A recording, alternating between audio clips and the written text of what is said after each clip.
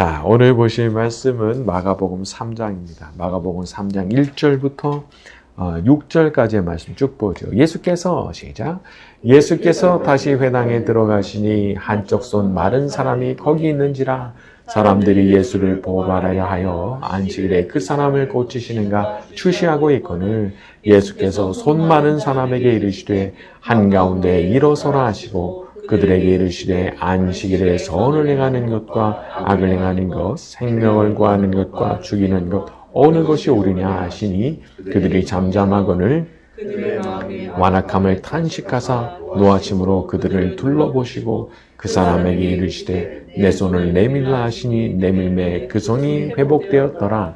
바리새인들이 나가서 곧 헤롯과 함께 어떻게 하여 예수를 죽일까 의논하니라. 오늘 박은전 집사님 오셨는데 다음 주 수술이죠? 그렇죠? 우리 다 알고 계시듯이 9월 17일 한서병원에서 있는 수술 위해서 다 같이 오늘 또 한번 기도를 부탁을 드릴게요. 자, 5절에 그들의 마음이 완악함을 탄식하사. 참 예수님 보실 때 이 완악함이라고 하는 게 이게 보통 문제가 아니었던 겁니다. 왜 그렇게 형식적인 거에 집착을 하고 안식일에 고치시나 안 고치시나 이런 것만 그냥 염탐을 하고 있느냐. 예수님 보실 때 마음이 완악해서 그렇다는 거예요. 여기 완악하다 번역이 된 단어는 원래 못 박혔다 그런 뜻입니다. 마치 나무 상자가 사방에 그냥 못질이 되어 있는 것처럼 그렇게 못질이 다 되어 있는 거예요. 사람이 고집스럽다. 이거 악한 겁니다. 악하게 되기가 너무 쉬운 거예요. 왜냐하면 사방을 다 못질을 다 해버렸거든요. 열 수가 없어요. 그러니까 그 안에서 과일이 썩듯이 그대로 썩어버려요. 우리도 고집스러워질 때를 조심해야 됩니다. 사람이 그럴 때가 있잖아요. 괜히 오기를 부리고 싶고 고집을 피우고 싶을 때가 있죠. 내가 잘못한 줄 알면서도 끝까지 오기를 부리고 고집을 피우고 외면하고 말이죠. 그런데 그게 바로 딴 게 아니고 완악함인 거예요. 보면 어떤 분이 이렇게 볼 때, 평소에 볼 때 굉장히 양 같은 분이었거든요. 근데 어느 순간 보니까 사람이 변해 있는 거예요. 내가 알던 그분이 아닌 거예요. 근데 보니까 그렇게 변화되는 그 출발점이 뭐냐 하면 놀랍게도 어떤 고집이 들어가는 거죠.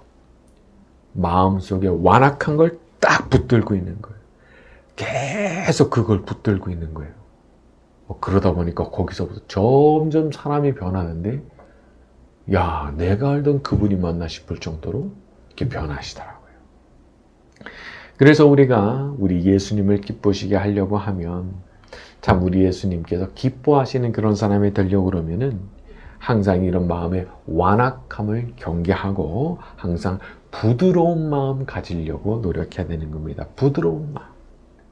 자, 그럼 우리가 부드러운 마음을 가지게 됐다라는 것을 어떻게 알 수 있을까요? 그건 여기 나오는 이 사람들과 정확히 반대의 모습을 보이는 거죠. 남들이 무슨 실수를 하면 염탐을 하고 누군가를 지목해서 실수를 하는지 안 하는지를 계속 지켜보면서 공격할 마음 자체가 없어요. 남들이 뭘 잘못하나 두리번 그런 거 아예 난 그런 생각 안 해요. 그런데 그런 게 뭐냐면 이 마음이 완악하지 않다는 증거예요. 그리고 대신 누굴 살펴요? 자기 자신을 살펴요. 혹시 내가 잘못한 건 없는가? 내가 하나님 뜻에 좀 가운데서 놓치고 있는 거 없는가? 그런 걸 살피는 거죠. 근데 이렇게 사람이 부드러운 마음을 가진다는 것은 사실 구약 성경에 예언된 바입니다. 에스겔서 11장을 보게 되면은 그 몸에서 내가 돌 같은 마음을 제거하고 살처럼 부드러운 마음을 주어라고 말씀하셨거든요. 하나님께서 예수님 믿고 거듭난 영혼에게 새로운 영을 부어주시는데 그 영을 부어주심으로 인해서 돌 같은 마음은 제거가 되고 살처럼 부드러운 마음이 생겨나게 해주신다는 거예요. 여러분, 우리 안에 이렇게 살처럼 부드러운 마음이 존재합니까? 그렇다면 성령이 우리 안에 계시다는 증거인 거예요. 자, 그렇다면 우리가 우리에게 주신 그 부드러운 마음 항상 지켜야 되잖아요. 완악한 마음, 딱딱한 마음, 사방이 못질된 마음, 그런 마음 되지 않도록 말이죠. 사실 처음부터 완악해지는 거 아니에요. 이게 시험이 끝나요, 시험.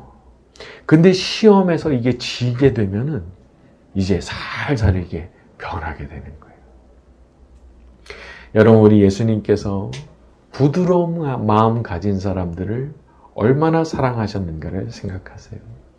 예수님 앞에 가서 꿇어 엎드리고 자비를 구하고 그 앞에 울었던 사람 중에 예수님께로부터 은혜와 자비를 입지 않고 돌아간 사람이 한 명도 없습니다. 다 은혜 받아요. 다 예수님께서 자비를 베푸신다. 그냥 부드러운 마음 가지고 와서 예수님 앞에 그렇게 매달리고 울면 한 번도 그걸 외면하신 적이 없어요. 오늘 밤 우리가 기도하면서 우리 예수님 앞에 우리의 부드러운 마음을 보여드릴 때 우리 예수님께서 우리에게도 은혜와 자비를 베풀어 주실 줄로 믿습니다. 자, 우리 20절부터 22절까지 갑니다. 집에 시작. 집에 들어가시니 없는지라 예수의 친족들이 듣고 그를 붙들러 나오니 미쳤다 하밀러라. 예루살렘에서 내려온 서기관들은 그가 바알세불이 집혔다 하며 또 귀신의 왕을 힘입어 귀신을 쫓아낸다 하니. 여러분, 이런 사람들이 있습니다. 꼭 흠을 잡아요. 그리고 인정을 안 해요. 예수님께서 귀신들을 막 쫓아내시는 기적을 일으키시는데 인정 안 해요. 그리고 뭐라고 말해요? 귀신의 왕을 힘입어서 쫓아내고 있다. 바알세불이 집혔다. 야, 이거 뭐 아주 진짜 모욕적인 말이죠. 큰 귀신 붙었구만. 이렇게 나오는 거예요. 근데 그렇게 말한 사람들이 누구냐? 22절에 예루살렘에서 내려온 서기관들이죠. 아주 권위 있는 사람들. 우리식으로 하면은 서울에서 촌동네까지 내려온 권위 있는 학자들이랄까? 유명대학의 교수들이랄까? 그런 사람들인 거예요. 사람이 학문적으로 권위가 있고 명성 있는 사람이라고 해서 그 성품과 인성도 그런 거는 아닙니다. 지금 말하는 거 보세요. 얼토당토하는 말을 하잖아요. 근데 이유가 뭐겠어요? 자기들로서는 인정 안 된다 이거예요. 저게 뭔데? 촌동네 목수가 뭔데? 나는 인정 못해요. 이 마음이 딱 있는 거예요. 진짜 정말 자기가 양심적으로 판단했을 때 그런 게 아니에요. 그 마음이 배배 꼬여있기 때문에 이 배알이 틀리는 그 마음으로 보니까 그런 말이 나오는 거거든요. 그러니까 우리가 어떤 사람들한테 좀 이상하게 평가를 받는다고 그래서 어리둥절할 필요는 없는 거예요. 그 사람들이 그런 말 하는 거, 날 깎아내리는 거 의도가 있는 거거든요. 내가 진짜 그래서 그런 게 아니고 자기들로서는 인정이 안 된다 그게 있기 때문에 그런 말을 하는 것이고 뭐 질투일 수도 있고 말이죠. 하지만 우리 예수님께서 그런 말을 들으시고 흔들리십니까? 천만의 말씀이죠. 예수님은 그냥 당신의 길 가시는 거예요. 뭐라 그러든지 간에 당신이 뭐라고 평가하시든지 간에 상관없어요. 그냥 그대로 당신의 길을 가시는 거예요.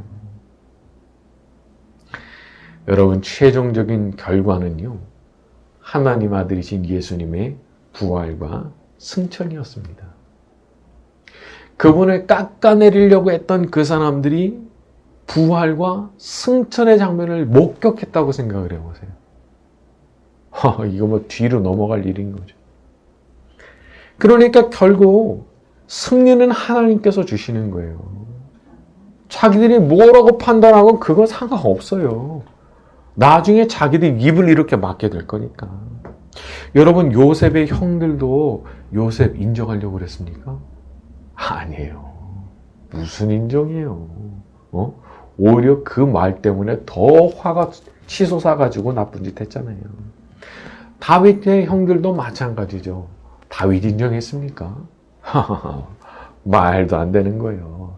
사무엘상 17장 같은 데를 보면은 전쟁터에 신부로 맡던 다윗한테 맏형이었던 엘리압이 이렇게 말합니다. 나는 내 교만과 내 완악함을 아노니 네가 전쟁을 궁역하러 왔도다. 내가 네 교만하고 네 완악한 거 내가 너무 잘 아는데 너 지금 전쟁 구경하러 왔지. 너 구경하러 왔지. 이렇게 모욕적인 말을 하는 거예요. 하지만 결과는 자기가 그렇게 깎아내렸던 다윗이 이 막내둥이가 골리앗을 자기 눈앞에서 쓰러뜨리는 것을 목격하게 된 거예요. 얼굴의 표정이 어땠을까 싶은 거예요. 여러분, 사람은 하나님께서 승리를 주시면 그냥 그걸로 게임 끝나는 거예요. 저 사람이 나를 인정하든 말든 깎아내리든 말든 상관없어요. 하나님께서 이기게 하시면 이기게 되는 거니까, 결과로 보게 하시면 되는 거니까. 그러니까 우리한테 중요한 거는 내가 하나님께서 기뻐하실 만한 그런 마음과 자세로 살아가고 있느냐. 그게 중요한 거예요. 하나님은 그걸 보시고 승리를 주실까 말까를 결정하시니까. 우리 하나님께서 오늘 밤 우리 모두에게도 다윗과 같은 승리를 안겨주시는 일이 일어나게 되기를 바랍니다. 자, 우리 31절부터 35절입니다. 그때에 시작. 그때 예수의 어머니와 동생들이 와서 밖에 서서 사람들을 보내어 예수를 부르니 무리가 예수를 둘러앉았다가 여짜오되 보소서 당신의 어머니와 동생들과 누이들이 밖에서 찾나이다. 대답하시되 누가 내 어머니이며 동생들이냐 하시고 둘러앉은 자들을 보시며 이르시되 내 어머니와 내 동생들을 보라. 누구든지 하나님의 뜻대로 행하는 자가 내 형제요 자매요 어머니이니라.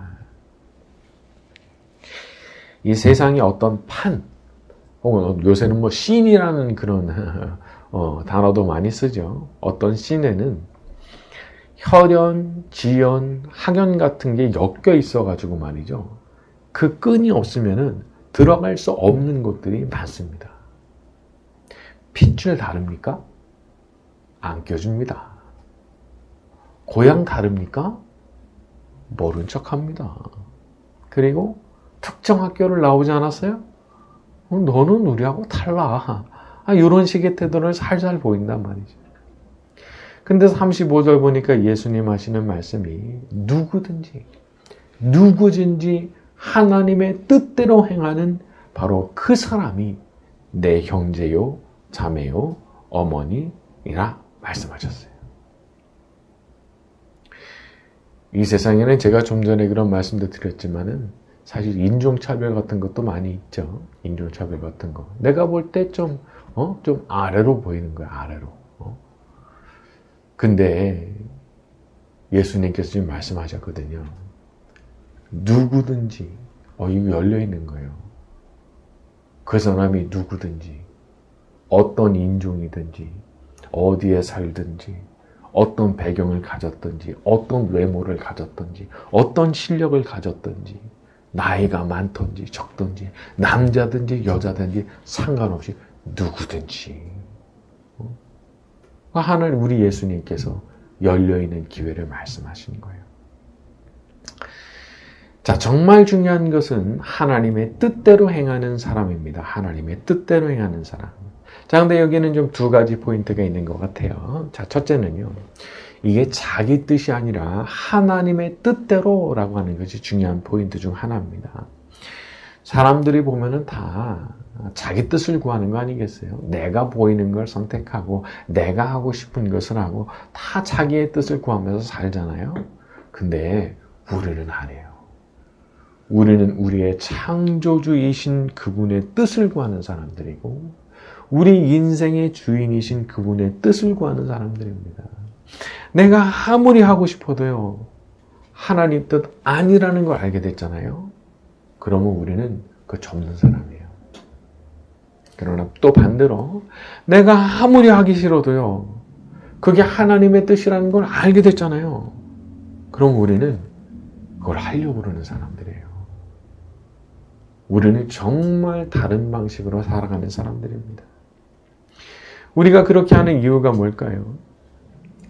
사실은 그렇게 사는 것이 우리한테 진짜 복이 된다는 걸 알기 때문이죠. 하고 싶어도 하나님께서 막으실 때 하지 않기로 결심하잖아요? 여러분, 안전한 겁니다. 안전해지는 거예요. 하나님께서 막으셨죠? 그 이유가 있는 거예요. 위험하니까 막으신 걸 수 있거든요. 그래서 우리가 하나님의 뜻대로 살면은 일단 안전한 거예요. 또 반대로 하기 싫어도 이거 하나님께서 시키시는 것 같은데 고민하다가 결국 그거 하죠. 그 나중에 큰 복으로 돌아오는 겁니다. 모세를 생각해 보세요. 얼마나 자기 못한다고 버텼어요. 내가 나이가 얼만데, 내가 지금 얼마나 말을 못하는 사람인데 계속 버텼잖아요. 하지만 결과적으로 하나님의 뜻을 딱 받아들여서 순종을 했을 때 이 출애굽이라고 하는 전무후무한 역사를 이끄는 그런 지도자로 서게 됐죠. 여러분, 하기 싫어도 그냥 하는 거더라고요. 하나님께서 하라고 하셨으면 그냥 하는 거더라고요. 생각이 많은 게 문제더라고요. 왜 생각을 해? 생각은 하나님이 다 알아서 하시고서는 하시고서 나한테 전달하시는 건데 내가 뭐 고민해요. 여러분, 머리 커지면 순종 안 됩니다. 그렇더라고요. 그래서 그냥 더 단순해지기로 결심하는 거예요. 하나님 뜻이 분명해졌어요. 그냥 하는 거예요. 냅다 하는 거예요. 그리고 어떻게 보면 우리가 기도를 많이 하게 되는데 그 기도를 많이 하게 되는 그 과정이 어떻게 보면 되게 잡생각을 쳐내는 과정이더라고요. 기도가 충분치 않잖아요. 잡생각이 더 많아질 수도 있어요. 근데 기도가 어떤 수준을 딱 넘어가게 되면 그때부터 정리가 싹 됩니다. 그러니까 이거를, 이 원리를 잘 알고 있어야 돼요. 끝까지 기도해야 돼요. 끝까지. 완전히 뚫고 나갈 때까지 기도해야 되는 거예요. 정리가 딱 되는 순간이 오는 거예요. 기도하다 보면은, 이거 뭐 분명히 해야 되는 거지. 결심이 딱 서는 순간이 오는 거예요. 그럴 때 얼마나 마음이 편해지는지 몰라요. 자, 그럴 때 거기에 이제 상상하지 못했던 축복이 기다리고 있는 거죠. 자, 그리고 또 한 가지 포인트는 제가 좀 전에 조금 말씀드렸지만은 참 누구한테나 열려 있는 거예요. 이렇게 축복받을 기회가 다 열려 있어요. 학연, 지연, 혈연 없어도 돼요. 누구한테나 다 열려 있으니까 인간이기만 하면 돼요. 인간이기만 하면 다 열려 있어요.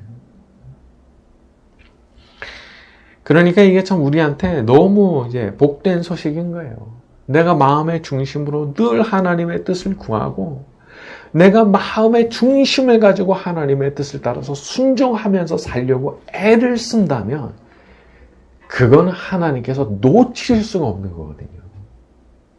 절대 놓치시는 법이 없으신 거예요. 그걸 딱 아시거든요. 그리고 거기에다가 복을 주시겠다는 거죠. 그러니까 우리가 기회가 열려 있어요. 하나님의 뜻대로 행하는 자라면 예수님의 형제도 되고 예수님의 자매도 되고 예수님의 모친도 될 수 있는 거잖아요. 굉장한 기회가 우리한테 열려 있는 거죠. 항상 하나님의 뜻대로만 살고자 노력함으로써 하나님께서 내려주시는 그 귀하고 풍성한 복을 받게 되는 저와 여러분이 되기를 예수님의 이름으로 축원합니다.